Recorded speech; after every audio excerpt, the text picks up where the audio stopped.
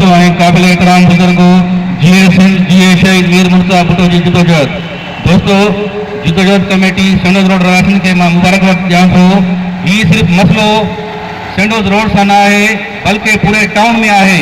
पर सैंडोज़ रोड जी हालत इहा लॻे पई मूंखे ताजुब थींदो आहे। मां सोचींदो आहियां छा उहो ई जामसरो आहे जिथे 4 यूनिवर्सिटियूं आहिनि। मूंखे वधीक ताजुब थींदो आहे छा इहो ई रस्तो आहे सैंडोज़ रोड वारो जिथे मल्टीनेशनल कंपनी आहे। अञा वधीक मूंखे ताजुब तॾहिं थींदो आहे त फौजी छावणी जो रस्तो बि हितां आहे।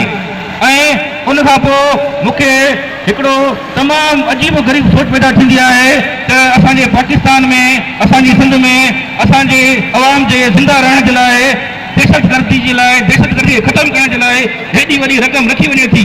पर जेके माण्हू आहिनि जिन जे ज़िंदा रहण लाइ पैसा रखिया पिया वञनि उन्हनि माण्हुनि खे न रस्तो आहे न बिजली आहे न पाणी आहे।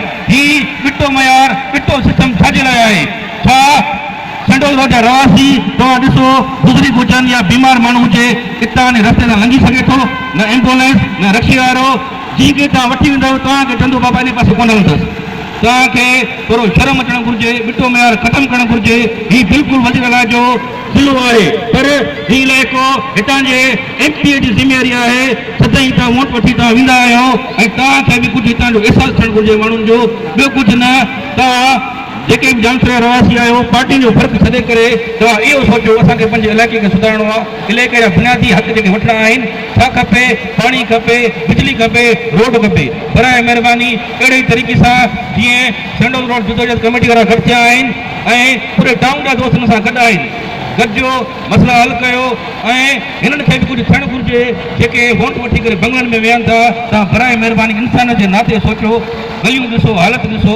छा उहे माण्हू न आहिनि तव्हां जिन खां वोट वठण ईंदा आहियो? तव्हांजो डपु थिए थो जंहिं टाइम में वोट वठणु अचनि था तव्हां उनखे गुलनि जा हार था पारायो चांहि प्यारे बुतल पेर था छॾियो। तव्हां उनजे साम्हूं ॿाहियूं ॿधो बिठायो ॻाल्हाइण जी तव्हांखे मजाल कोन थिए थी। थोरी हिमत तव्हां बि पैदा कयो। हिमत पैदा कंदासीं त मसइला हल थींदा।